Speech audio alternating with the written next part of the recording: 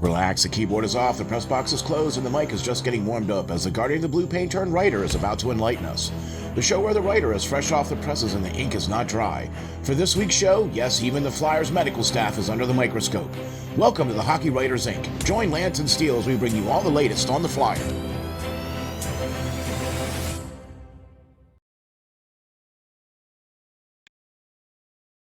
Hi guys, welcome back to another edition of the Hockey Writers Inc. As always, I'm your host, Lance Green. And I'm your co-host, SteelFlyers. And hey, Lance, how you doing, man? I'm all right. How about yourself? Oh, man, I'll tell you what. I'm doing ultra spectacular tonight. All right. First of all, hey, check that bad boy out. Oh, snap. Got the swag. Got the swag on. Got the swag on. Representing.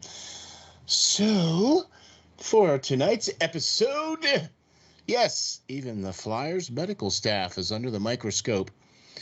Lance, you wrote two amazing articles again this week. The Flyers have played a couple of games this week as well, too. We can discuss that as we move along as well, too. Do we have to?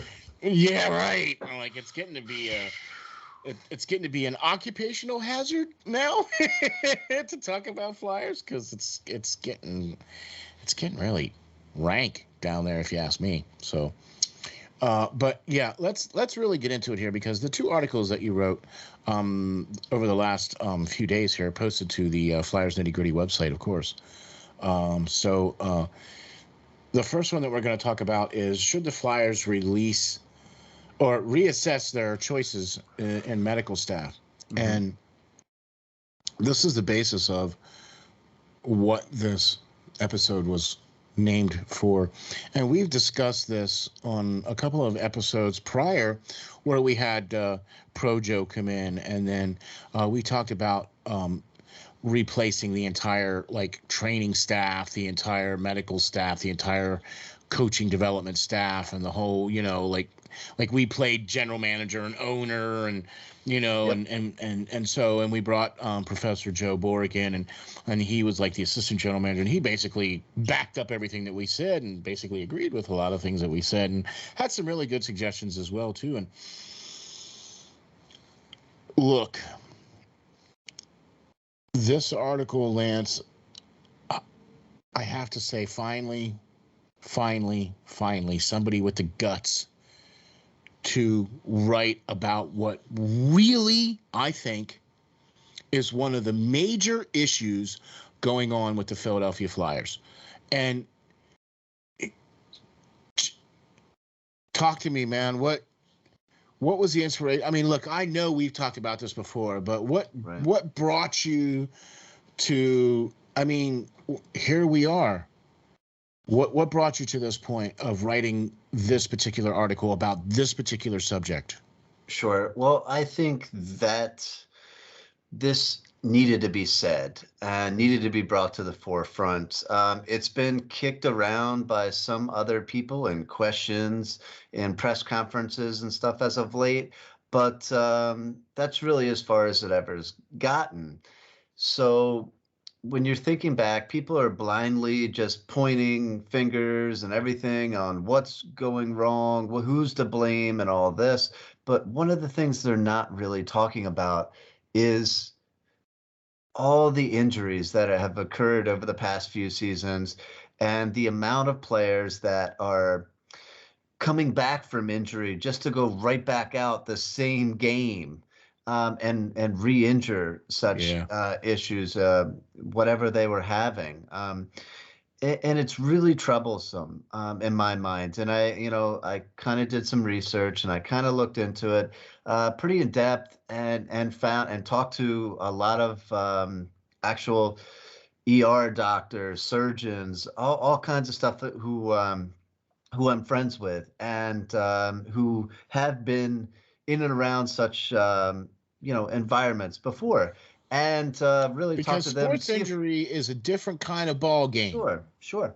And really just to see, call me crazy, Doc, what do you think of this? And most of them even said too, that is, concerning, or at least needs to be like I said in the article, reassessed, looked at. Um, you know, the team itself has had the same group of doctors and medical professionals for a long, long time now. Yeah. Um, you know, as I said in here, you're looking at the head doctor for the team has been with the team for 29 years. He's been practicing for over 40 years. All right. Jim McCrossan has been with the team for like 25 years now. Um, and you're seeing more and more of the same injuries keep occurring time and time and time and time again.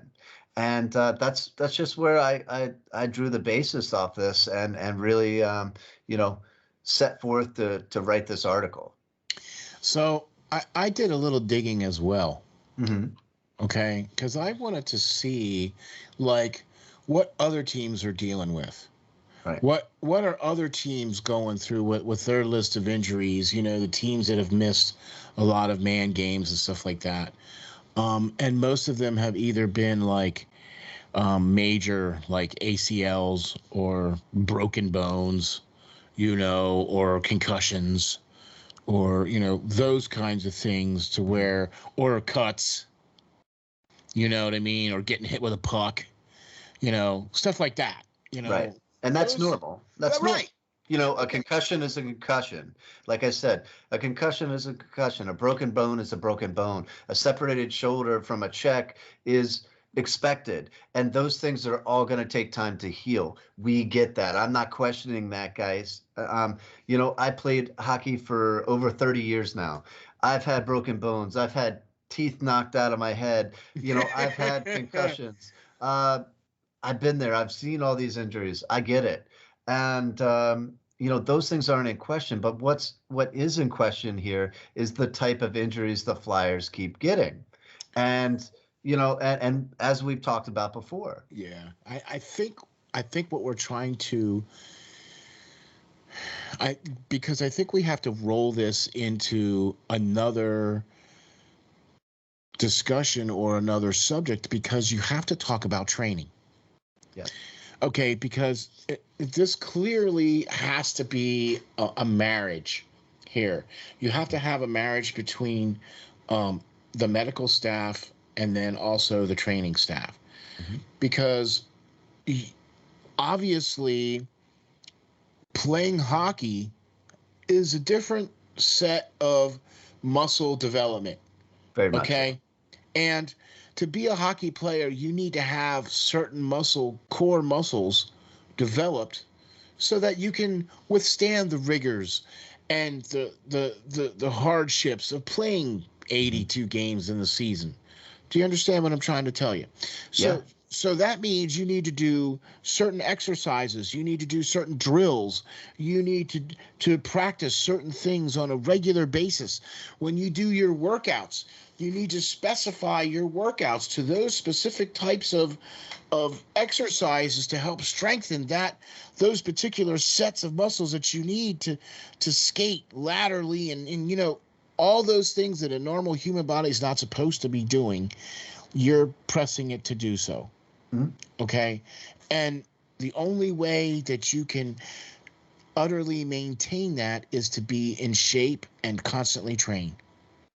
Well, yeah, as I was talking to Scott Hartnell recently at a game, um, you know, I referenced him being in, you know, great physical shape now, but Yeah. you know, he's lost a lot of weight. He got into some shape, but he quickly said yes, but that's nowhere near playing shape. That's totally different than just being physically fit.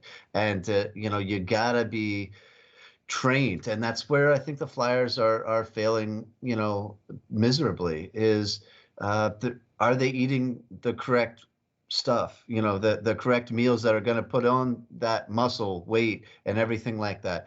Are they getting a regimen or a workout plans that are, you know, uh, adhering to their body types to build those muscles and prevent the core injuries, the hernias, the hip injuries, the ACL injuries that the Flyers have been troubled with for so long. You know, yes, injuries do happen, but it seems that the same type injury happens over and over and over again to this Flyers team. Multiple players, and not just the older guys that are, up in years now, that are getting bruised and banged up. It's a lot of the younger guys, and like I said in my article, explain to me how a kid that is so physically fit, if you've seen him in person, and so impressive stature as Sam Moran, has had 3 different season-ending knee surgeries. ACLs. He's in his mid-20s. Yeah. And he's had 3 ACLs, 2 on the same leg. Yeah. 2 on the same knee. Full-on operations. So just to come back to re-injure it. And I really want explanation on that. If I was the ownership and stuff like that, why does this keep happening to this kid? He's out. It's not like they're rushing him back. He's out for extended periods of time, months and months and months to come back. And he is not the lackadaisical player that is going to sit around and, eat junk food and all that. He is every season. He's one of the first ones in the Flyers rink come the start of the season, trying to make this club on a regular basis. And that's why I believe he was given the chance before to play wing, because he was a natural athlete that could jump in and had that drive that so many people, want to see in Philly. Want to see in Philly and wish they had if they were other players. He's the first one there, and a lot of times he's going to be the last one of the last ones to leave. Now, Couturier is a big one in that too. But anyway, we'll get back to it. And you look at guys like Tanner Laczynski too, as I said in my article, young guy trying to make the team, very productive player in the NCAA for Ohio State. But since turning pro, it seems like he's had 2-3 hip injuries, a hernia injury, and he's 24. Like, why? Why do these injuries keep happening? He's had surgery to get it fixed. Is it something surgical not being done? Is it is it the strength and conditioning not getting him back into shape after that surgery? What is it? And I'm not a medical doctor by any means. No, we're not professionals. We're not professionals. We're not stating that. All I'm saying is it should merely be reassessed. Get a second opinion on this stuff, and maybe try some new docs. Yes, UPenn is an excellent hospital and where most of our doctors come from, but it doesn't mean that every single doctor in UPenn is the best available. To get this job done. I'm gonna tell you something here now. A friend of mine once told me this. Look, you have doctors all day long, all over the place, who do all kinds of stuff, right? Mm-hmm. And you have a doctor who went to college, graduated, got his license, and has a practice. Well, he might have graduated 259th out of 260 graduates. Right. Well, I kind of want the guy that graduated like in the top 5. So you get what I'm saying here, right? Yeah. So that means you kind of have to find somebody who maybe isn't just, look, like I said, I am not a professional. I am not a doctor. I don't claim to be. Okay. But I can honestly tell you that I agree with you, Lance, on this. Finally, somebody with the guts to say this kind of stuff, man, because tell me how a team that has lost as many man games as the Flyers have this year, such as, like, we'll go with, say, Minnesota in the last couple of years, or even Tampa Bay, just because they've missed, big guns throughout the entire season. You know what I'm saying? Stuff like that. Or other teams that have missed a lot of guys because of injury, like New Jersey.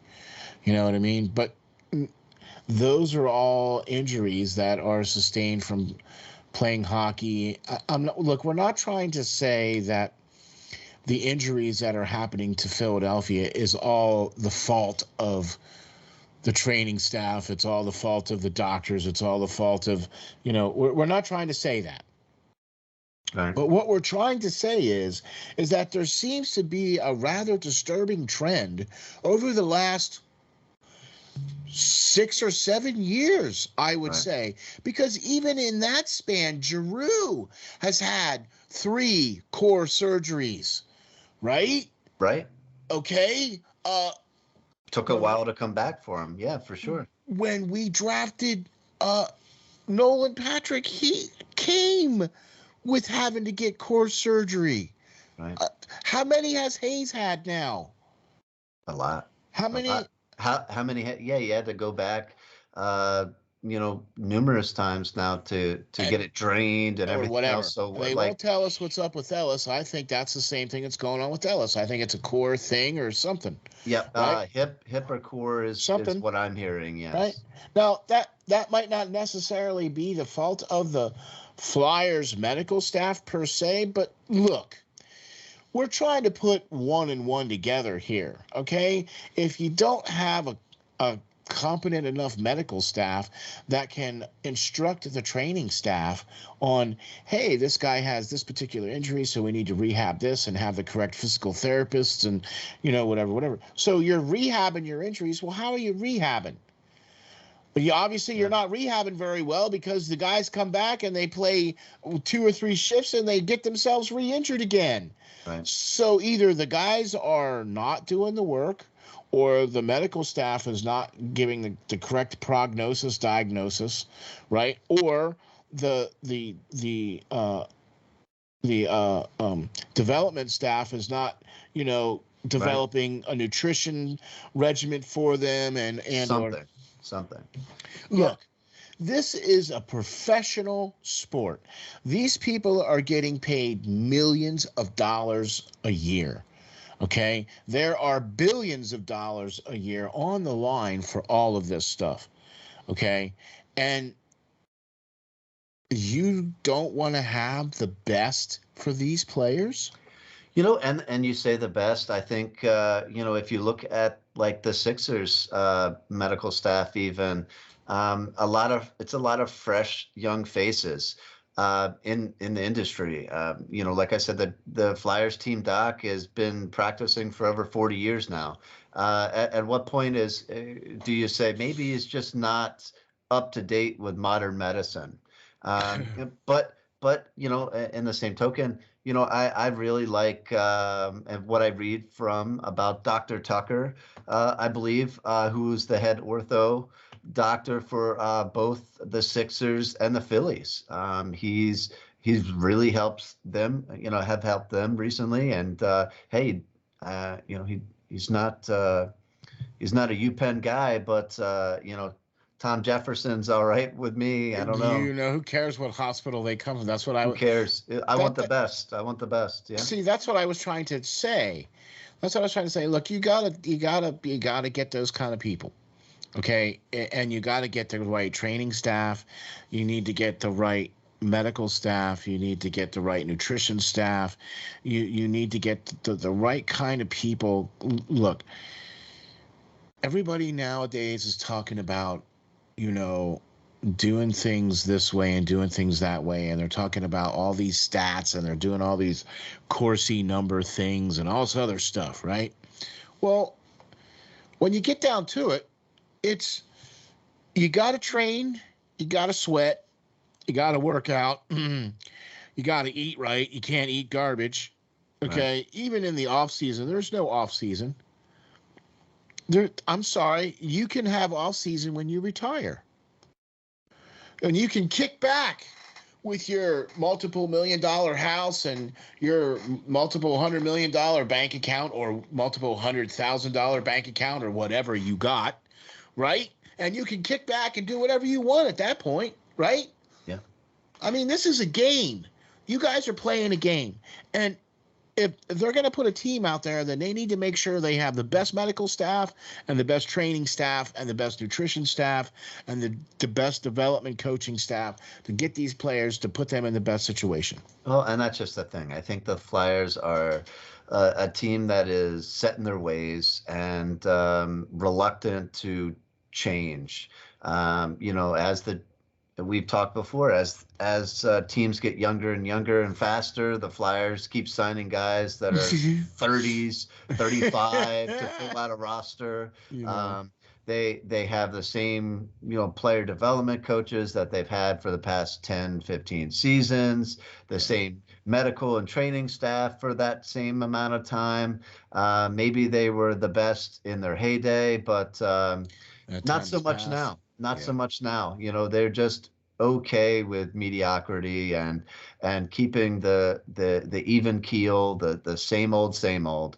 And something has to change, and it needs to be at least reassessed in the medical department and everything across the board to see what is the real issue with all of these injuries. I mean, I'm up in the press box. I sit next to these players in suits, and there's about as many of them up there on any given night than there is on the Flyers bench right now. And that's that's upsetting. Like, literally, they've averaged 10 to 12 players all season long on the injury list. And that's just a little too much in my mind. I said injuries occur. It is a physical sport. We all get that. But when the same injuries keep popping up on all the players on the team, that's concerning. That's concerning. I mean, when you see the pattern, that's why I went back and said, 6, 7, maybe even 10 years. Yeah. You can go back and see that most of all the major injuries, aside from, when you take a puck to the face or to the groinal area, or, but that's different because that has nothing to do with any kind of training. There's no way to train for that. Right. But training how you skate, training how you stand in the face-off dot, and then training how you take off from that face-off dot. When I saw Kevin Hayes go back out on the ice, and then I saw him land awkwardly, I saw that and I was like, oh, there it is. He just re-injured himself. Because he landed with his legs all wonky and his body was all contorted and twisted in a little bit. And I was like, oh, there it is. Probably ripped the mesh or whatever, right, is in there. And that historically does not work very well. No. Okay. I have a friend of mine who is dealing with that right now. Has hernia mesh, and they can't go in there to fix it per se because it's so damaged. There's nothing they can, So it's like, oh, okay, well, I guess I just have to deal with this pain now until. Yep. So that's kind of what's going on. I mean, and I can't imagine what it would be like to have a core injury like that and try to skate and try to maneuver and try to be a hockey player. I can't imagine that. I mean, I can't even imagine that. So it's not fun, but yeah. Okay. Well, all I can say is thank you very much for putting this to paper, so to speak, having the guts to put this out there, because I believe that this seriously needs to be addressed, and I think it needs to change ASAP.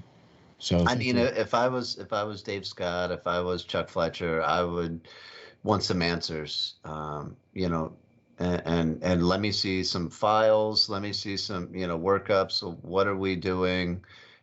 Because a lot of times they're out there by themselves, working out or whatever, not essentially with the team, even. So I don't know. Something would have to give in my mind, and they're going to have to prove their worth, because I'm going to start. I would start asking some questions. So I think so too, and I think this is one of those very very, very little is talked about this kind of particular subject. Very little is focused on this particular type of subject. Okay, because everybody just thinks, oh, injuries. Oh, yeah, they happen. Oh, he's a hockey player. Oh, yeah, yeah, it's a physical sport. Oh, yeah, blah, blah, blah. But when you constantly see hip, groin, groin, hip, groin, ACLs. ACL,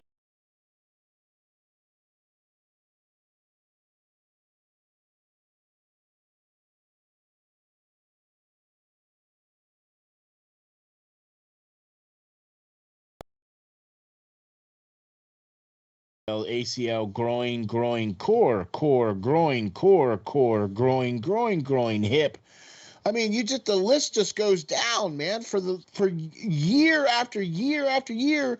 And then how many times at the end of the year do you hear, oh, this player had to have core surgery. Oh, this player had to have core surgery. Oh, this player had to have hip surgery. This player had to have this surgery. That, like, he played out the whole year with that surgery or with that injury, playing like dirt. I don't get it. Why are you playing then? Why are the guys playing and then suddenly at the end of the season have to have a surgery? What Pride. that no, see, look, I'm sorry, but if I'm the medical staff, I'm shutting you down. Okay, at some point you have to protect your assets to a certain degree. I mean, you're talking about some of the big name guys on this team and not even the big name guys. Oh, yeah, I mean, Wayne Simmons did it for years. Mike Richards did it every year. Those guys were How many times at the horses. end So. of the year did you hear, oh, Mike Richards had to have a surgery? Wayne Simmons had to have a surgery or, whatever. He played through the year. Why? Look, I get it. If I could go back and have Wayne Simmons back on our team, I'd take him in a second because he plays the Flyer way. I would take him back in a second. He scores pretty good. He's got his office in front of the net. He's pretty good on the power play, and he's got some snarl. So I would take him. I would take that all day. You know what I mean? Yep. So I just want to say thank you for doing another great article. And speaking of great articles, just posted yesterday to the FlyersNittyGritty.com website. The Guardian of the Blue Paint turned writer has just knocked another one out of the park with another great article. That's right, man. Unsigned Flyers Prospects in need of a contract who could help the big club as early as next year. And I can't wait to hear this one, sir. I'm like, look. All right. We have been talking ad nauseum about one of our faves. And of course, we are talking about Ivan, the Russian giant goalie. Yes. Okay. And funny, you and I have been talking about this player for the last 2 freaking years. Yep. And still he's allowed to sign with the KHL. What is the deal with that? What? I don't think COVID helped. I don't think the Flyers having a bevy of subpar goaltenders over here in the system already helped either. I think if he does make the transition to come over here, I think he wants a chance at making the Flyers roster. And rightfully so, as we spoke so highly about him for so long, most people don't really get a chance to see him and all that. But, Ivan Fetturov is 6'8", 203 pounds, and he's 25 years old. He's been playing in the KHL, in the Russian league, for parts of 6 seasons, really 3 seasons as a starter. And, he's been impressive for years. And we've been talking this guy up, and lo and behold, he goes out and darn near gets, Russia a gold medal in the Olympics. By himself. by himself. I mean, he is phenomenal. This, like he is every game in the KHL in my mind.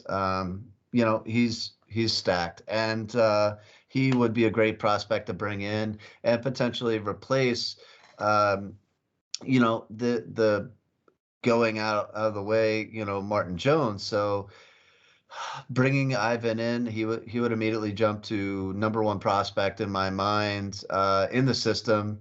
Obviously behind Hart, um, and he should be on the Flyers next year. I think he's ready. I don't think he needs games in the AHL.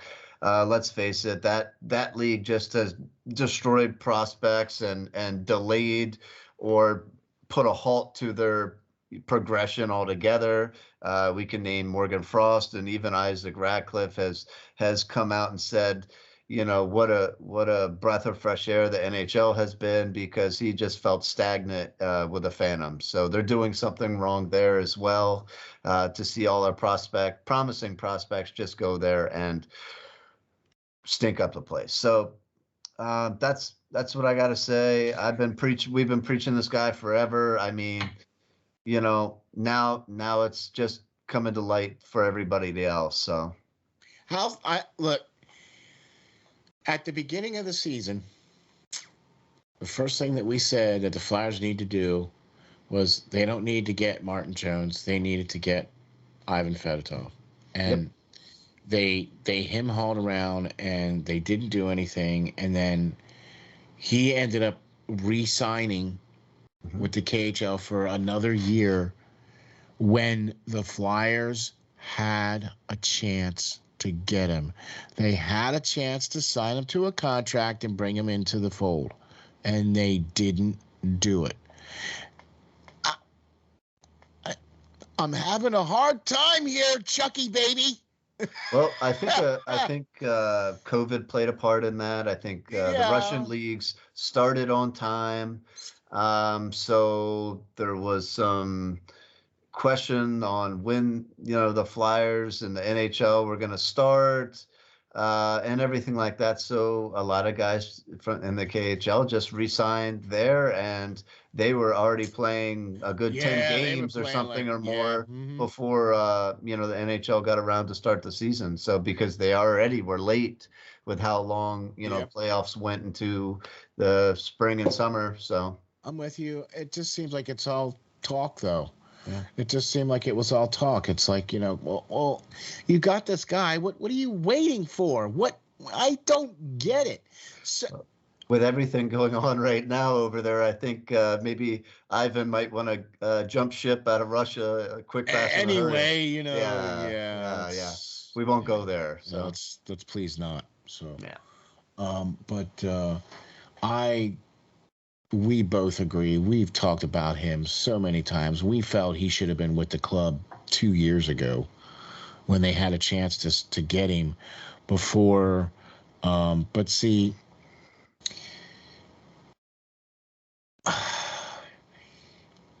if you look at Carter Hart and then you look at Ivan and you go, man, that would be a pretty good tandem, don't you think?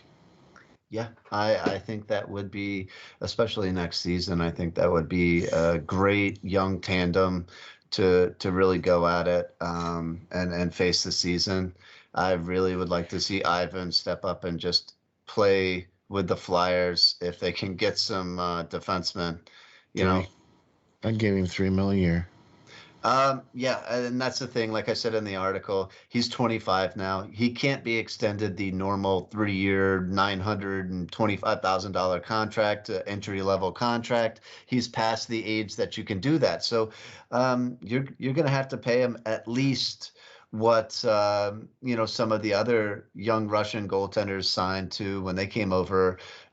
Ilya Samsonov, I think, signed a $2 million deal. I think he would be right around there, 2.5 even. And I mean, it wouldn't be a stretch of what we paid our backup this season. So do it. Get the guy in here.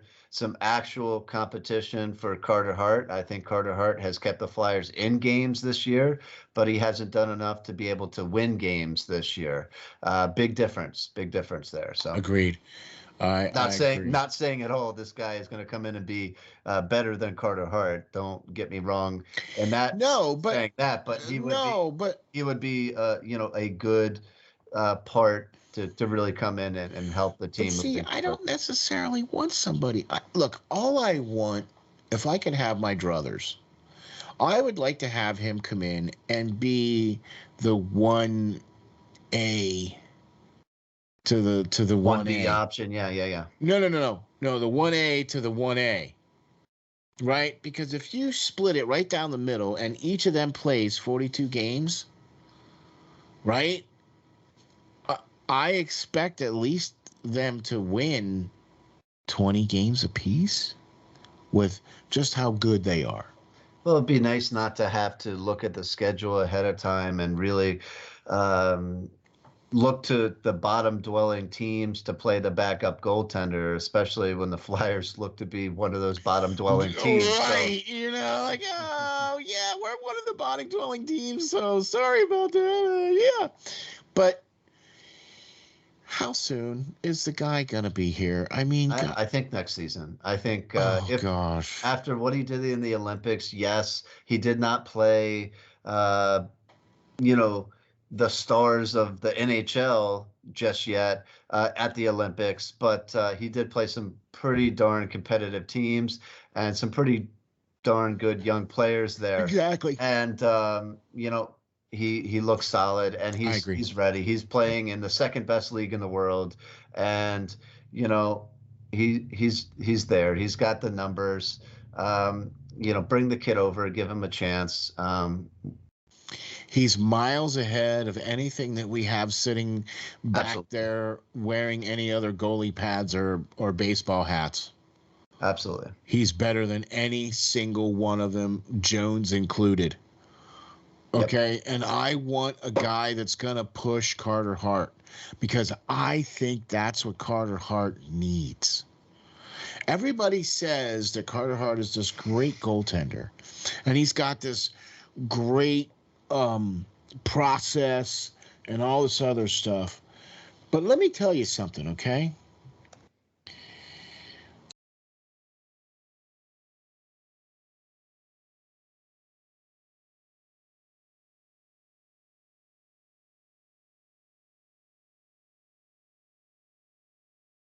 When you become the starter, you can sometimes become complacent.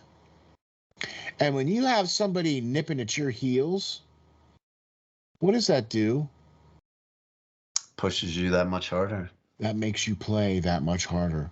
That pushes you that much harder. That makes you do those extra 20 reps. That makes you do those extra 6 laps. That makes you, whatever. Right? Whatever makes you tick. Okay? So you feel threatened, even though maybe you're really not. But the psychology of it is that you feel threatened. So you go out of your way to go above and beyond. That makes you play as a better player. Guess what else? The other guy, right, Fetturov, is trying to take your job. So he's already got motivation. Yep. Right? So every time he's going to get a shot, man, he's going to be like, man, I'm coming to take your job, buddy. And I'm going to do whatever I can to make them not take me out of the lineup. Yeah, I mean, I love Carter Hart and everything, but yep, the proof's in the pudding. I mean, the guy's got a career darn near 3 goals a game average and just barely over a 900 save percentage. He's won 43% of his games. That's not exactly elite level goaltending in my mind. No. So, I mean, look, the Flyers need other options. I like Carter Hart. I think he can be the guy, but he's not the guy that is going to be able to do it on his own. He's not a Dominik Hasek that can play behind a bunch of nobodies and win you games. He needs help, and Ivan takes up a lot of net, and maybe he could push Carter, if he comes and signs. So. We'll see. I mean, that's where I'm at. That's where I'm at. I think that's where you're at too with this. I think that was the whole reason why you wrote this. We've talked about him so many times. The next name on the list of players that should be signed and that could seriously help the team now and down the road, I think, is Ronnie Attard. So talk to me about him, man. What? So I really like Ronnie, and he's got a real chance. You got to think of it, guys. The Flyers are not going to be a destination for top level free agents this offseason. Nobody's going to want to come to Philly with the way they played. Plus, they don't have the cap space. Like we said so many times before, they've already Yeah. paid Couturier. They've already paid, everybody. They paid Joel Farabee. They got a lot of Provorov is money. on the hook for a couple. Right, TK's there. If they don't get rid of Sanheim. some of these, if they don't get rid of some of these contracts, they're not going to have any money to bring in anybody this off season, let alone even bring back Giroux in that sense, because they've already, in two players' salaries, they've already gave away $7 million of his cap for next season. So, with that being said, Ronnie Attard is a right-hand shot defenseman, something that the Flyers lack. Potentially, Justin Braun is going to be moved. A lot of teams are thankfully coming in and questioning on his availability. Please! Right. And as well as Restalainen. As much as I would not like to see him go, a lot of teams are sniffing around him a right-hand shot. So if they both go at the deadline, or maybe Ristolainen just doesn't want to come back and play for this horrific team next season, and he gets a better offer somewhere else, Ronnie Attard could step in. Definitely not be a top-line player, but he could slot in somewhere on the top four or the bottom pairing. You got to think, he definitely has a shot. 2019 third round pick. This guy he's now 22 years old. Like I said, he's a right-hand shot. He's got a wicked shot from the blue line.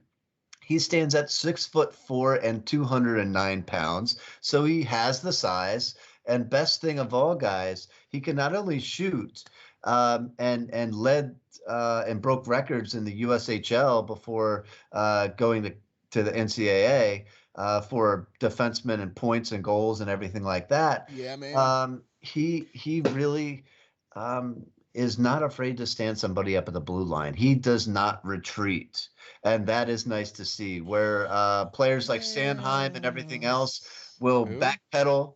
Sanheim. Sandfluff? Yes, will backpedal, and like Myers did as well. Side steps. I see a lot of side steps. Sidestepping. You're not going to see that with Rodney Attard. Let that Joker drop his head and look to see where the puck is. He's going to flatten him, and he's going to regain the puck at their blue line in the offensive zone, rather than backpedaling and letting him get a shot on his goalie. Amazing. So he went to college, and he's at Western Michigan with the Broncos for the past few seasons, and he's done well for himself there, guys. He's managed to be a plus 32, 25 goals, 40 assists, and 65 points in 84 total games played there over the past couple seasons.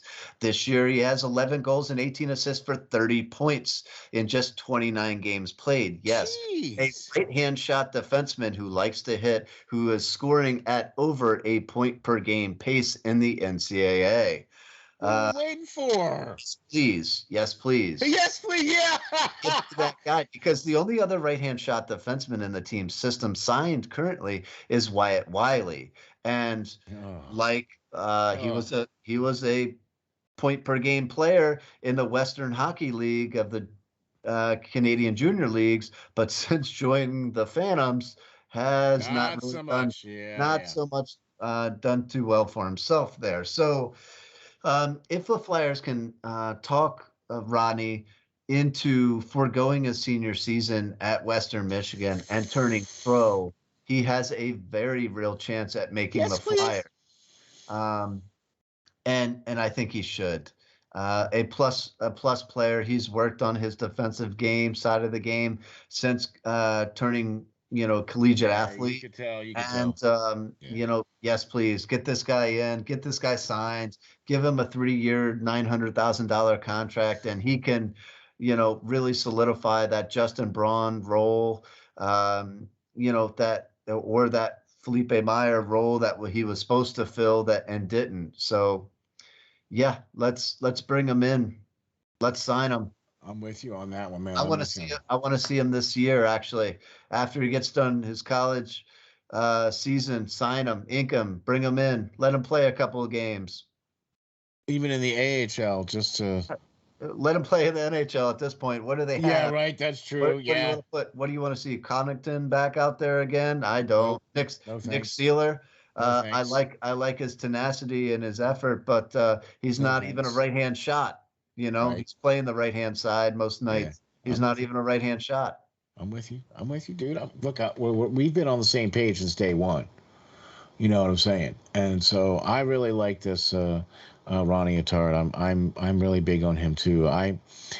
Guys that play in the schools in the NCAA that he's playing at, those Big Ten teams, those powerhouse teams, man. I'll tell you what, they put together professional level teams where those kids play. Like we saw it with Connor.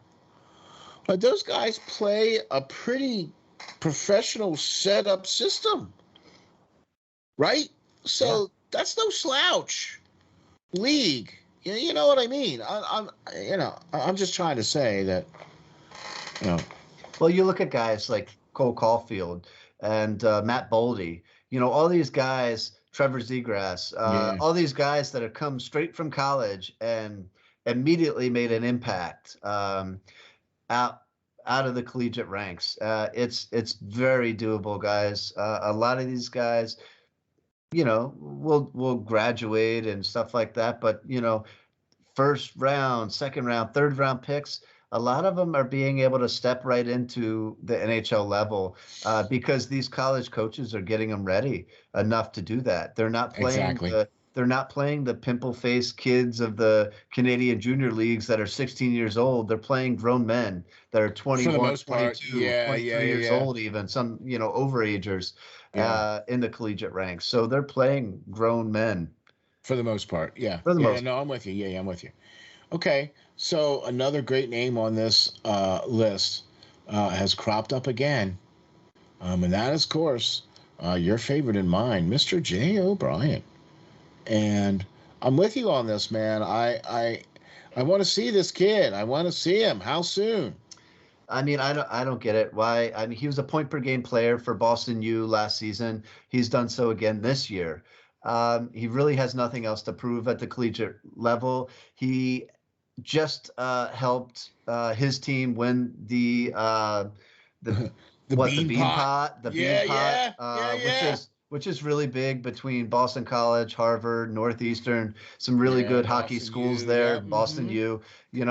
A lot of those teams are great teams they put together, and Jay O'Brien is a big part of BU right now. Why did the Flyers feel the need to bring back German Rubistov? Why did they feel the need to bring back Connor? What's his face? It's been up and down so many times. The Flyers, Bunneman. Yep. Why bring these guys back time and time again? You have a kid that the Flyers drafted in the first round back in 2018 after they drafted Joel Farabee, and this kid, had a rough start in Providence College. He got injured a little bit. He went to the BCHL and destroyed it 2 seasons ago. And came to BU back home to Mass last season and really played big for them and is doing so right back again. With a struggling Morgan Frost, with an aging Derek Brassard, with an aged Nate Thompson already. This kid would be a breath of fresh air. I agree with you 100%. But here's the thing on him, though. He's not exactly large in stature? He's 6 foot, 185 pounds. He's Morgan Frost size. All right. You know, Okay. he's not All right, that's 6 foot 4 acceptable. like Rodney. You know, he's All over right, six that's foot. acceptable. That's acceptable. All right. I wasn't sure because there's another guy that you mentioned on the list There that we're going to is. talk about next. Yeah, that we're going to talk about next. And I was just checking to make sure because, look, I really like Jay O'Brien's game. I like his tenacity. He has really good vision. He sees the ice really well. He makes good decisions when he has the puck, and Right. he always seems to be in the right place when he doesn't have the puck. Yep. Okay, so I want guys like that all day on my team. All right. Yeah. I mean, I think he could be brought in for, relatively cheap, and he at least needs to be given a chance. I mean, what are you going to Come do? Lose? on. You're going to lose this guy soon if you don't sign him, and that'd be a shame. I think they need to ink him to a deal. And so what if he's a call up guy? If he can't make the club right out the gate, which again, I don't think with the free agent market being as it is and the Flyers being so horrible, I don't see them getting a bunch of free agents. And I don't think that they should chase after dinosaurs again that are 35 years old to fill out the roster. I want to I'm see with you. kids. If we're going to stink, I'd rather stink with kids that can develop and learn and build upon themselves, getting Exactly. NHL Stink together. experience. When you stink together, you win together. Yeah, stink for a couple seasons, but they're 20-year-old kids, 22-year-old kids that are stinking and building, not guys that are well past their prime and, on their way out. Trying to hang on, Yeah, I'm with you. All right.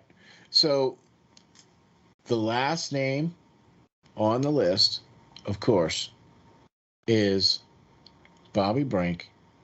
And I have talked about him in off the wall hockey. I've featured him on my prospect watch already as well too with John Duncan on off the wall hockey, which we do on Friday nights.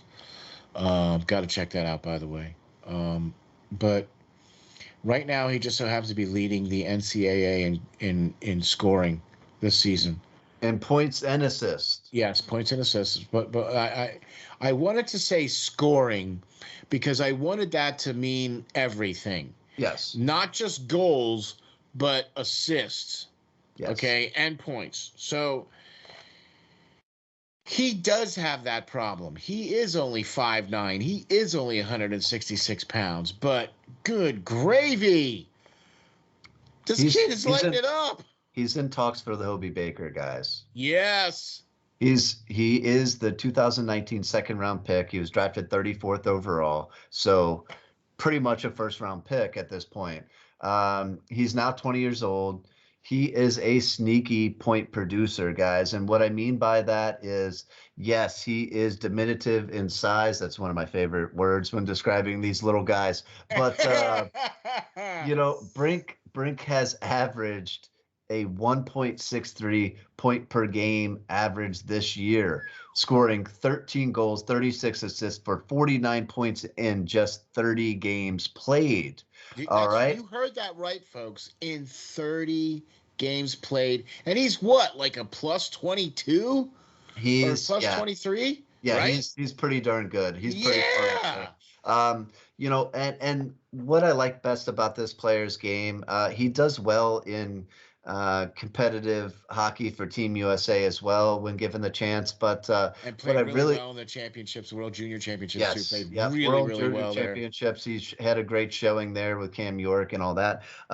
But what I really like about this kid's game is when he doesn't have the puck on his stick, he isn't just standing around until somebody passes him back. He's getting in better position. He's disappearing while out on the ice, guys. He's sneaks around the team's defense, goes unnoticed and pops back up just in time to get a rebound right in front of the goal mouth. He's not afraid to stand in the blue paint or in or around it and get knocked around a little bit despite his size. He's hungry. He goes after that play and, he really pops back up to just knock in a cheap goal, but hey, they still count.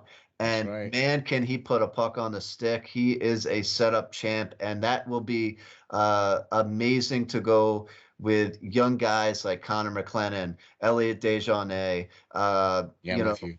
No, I'm with you. Wisdom, Yeah. Yeah, yeah, yeah. who would we just talk about? Jay Joel O'Brien, Farabee, Joel even with Joel Farabee, all Farabee, those guys, all those yeah, guys. He's going to yeah, set those guys up at the next level. that's And, nice. I really think that he too has a possibility of, if signed, coming in and being an opening night roster player for the Flyers. I really think Yeah, I really think he could step in and, hey, Wade Allison is a tremendous prospect too that's coming along, but he can't stay healthy at no, all. He and cannot stay healthy, and yeah, he could slot in on that right side too, and really pick up those points that the Flyers are missing from Wade Allison constantly being on the injured reserve list.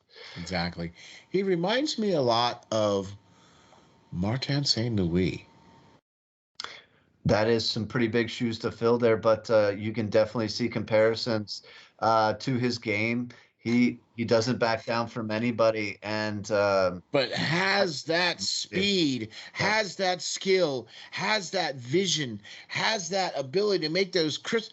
Man, that's the one thing I've always noticed about a hockey player, like especially like Martin St. Louis. That was one of the things I've always noticed about. He was a very crisp passer. Like every time you got a pass from him, it would slap the stick real nice. You get that real nice crisp pass. I love to hear that sound. can hear it echoing throughout the rink. Yeah, I love to hear the sound of a vulcanized rubber hitting the blade of a stick from a pass. I just get that.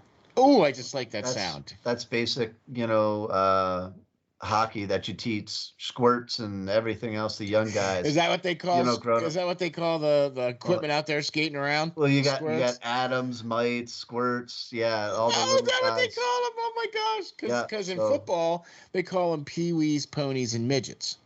yeah, so it goes what Adams, mites, squirts, what else? Peewees, bantams, and then midgets. Yeah. Okay, so what the Adams are? How old? If you can strap skates onto them and get them out there, yeah. Sometimes 3 years old, yeah, Oh my 4. Yeah. gosh! All right, so what's the next ones? Adams, then mites are usually 5 or 6. 5 or 6. Yeah, Yeah, because something like that. that's the kids they have out there for the Flyers games. The mites on ice is that's what that. Okay, Yep. I didn't realize that was actually a division of the youth hockey. I didn't Yep. realize that was a division. Yeah, Okay. they're fun to coach Oh too. my Yeah. gosh, that is so cool. And Yeah. look, I love seeing little equipment out there skating. Anyway, Bobby Brink is definitely not equipment out there skating around. Well, I mean, And pretty much. I mean, he's well below 6 foot, so he's not too far away from it. But all right, but he's not exactly equipment out there skating around. but his equipment skates pretty fast. Yeah, it does. His salad flows pretty good under his bowl there, doesn't it? There you go. All right, so man, I'll tell you what, dude. I think that two great articles that you've written, two great points that have been made. I really feel that the Flyers medical staff needs to be under the microscope. I also really feel that these players need to be under the microscope, meaning they need to be under the team's wing. They need to be signed by the team. They need to be in the fold and being on the ice. What at this point, you don't have anything to lose. You're already probably gonna be trading away some of the big guns on your team anyway, a la Giroux, whatever. You know what I'm saying? So let's bring these guys in while you can and get them out there and get them some experience. What the frick do you got to lose? I mean, you're already losing 6 in a row now. So what? Getting these guys some game experience, is that going to be such a horrible thing? I don't think so. I don't think so. At this point, I think they need to bring up some of the younger guys. I'm glad to see Ratcliffe up. Where's Cam York? I want to see him. Where's Igor Zumala? I want to see him. If they're not injured currently, bring them up. What are we because waiting for? You got a lot. You got a lot of guys actually that are uh, impending free agents, and a lot, in my mind, don't need to be re-signed. So to make sure of that, bring them up for a couple of games this season. If a Flyers are going to lose, let them lose. Let's go after a top 3 pick. I mean, so what? If we don't make the playoffs, you don't make the playoffs. Like you were saying, get these players that with ailing injuries off the ice, get them their surgeries now, if they haven't already, and start rehabbing them for next season. It's already chalked up as a loss. You might as well let it go. And that will open up a roster spot to bring in some of these young kids. That would also clear up cap space so you can sign some of these guys, whatever the case is, whatever the case. Hey, man, it's like we're general managers or something. It's like we know what we're talking about or something. It's like we spend hours and hours watching this team and researching it and, Anyway. So speaking of hours and hours of researching this team and writing about it and talking about it, anything on the horizon there, Mr.? I am working on something right before we logged on here to do this show. So yeah, I'm kicking around a couple of ideas. I got always my handy dandy notepad right next to my bed or something at night where I wake up in the middle of the night and jot down some notes that I was thinking about. Folks, that's not dedication. That's crazy. No, I mean, that's it's funny. My wife says the same thing as well. No, but we are ultra. And when I mean we, I mean not just me, but every people listening out there. We are grateful for all the great articles that you write. And so we got 2 really awesome ones again this week. Listen, folks, we really appreciate you listening. You need to please check us out on all of your podcasting platforms. We're talking about Apple, iHeart, Google, Amazon, Anchor, Spotify, Spreaker, you name it. We are out there on all of those major platforms. So tell a friend. Please hit the like and subscribe. Let people know about the Hockey Writers Inc. We are here talking straight Flyers, okay? And Lance writes the articles. I write the shows. Together, we are Batman and Robin of the Hockey Writers Inc. podcasting world. There you go. What do you think? Do you like that little tagline? I do, and I think some of our fans will like that as well. But again, guys, thank you for listening. Thank you for watching. Thank you for reading. We always Very like much. Feedback, yes. Guys. Leave us questions, comments, concerns. And heck, maybe I'll write an article about it if you inspire me. Maybe we'll talk about it on the show. Who knows? Yeah, for sure. So speaking of doing something really cool for the show, what I would like to try to do is see this really cool, awesome T-shirt here. So I'd like pretty snazzy, right? So I'd like to be able to give a couple of these T-shirts away. Okay, awesome. So maybe next week on the show, we'll have a little contest to see if we can figure out a way to give out some of these cool T-shirts to some of you folks out there listening, and or maybe we could have some kind of membership drive or something or whatever. We'll think of something. We'll have something out there for you guys, and we'll have the ability for you guys to get a hold of some of these great T-shirts that we have here for the Hockey Writers Inc. We'd like to make a great salute out to the FlyersNittyGritty.com. Thank you very much for all your support and all the great stuff you guys do there, and really appreciate that. Also got some really interesting news to pass along before we end. This year, I requested media credentials for the Philadelphia Flyers, and I have been afforded an opportunity to go to the game on this Saturday. I will not be necessarily as media credentialed, but they are working with me, so this is my first opportunity to go through the whole media credential thing and go through the whole, joining the ranks of the great Lance Green, who gets to sit up there in the press box, and someday up in the I'll nosebleeds. Yeah. someday I'll get to be up there at some point. I'm working my way up there. This is just the first step, so it's a big step for SteelFlyers.com. It's a big step for what we're trying to do here, especially with the Hockey Writers Inc. and trying to get us recognized as a true force in the Philadelphia Flyers podcasting realm. So thank you all very much for your support. Really appreciate that. We'll catch you all the next time of the Hockey Writers Inc. Thanks, Lance, for another great set of articles and another great show, man. We'll check you guys next time. Thanks, guys.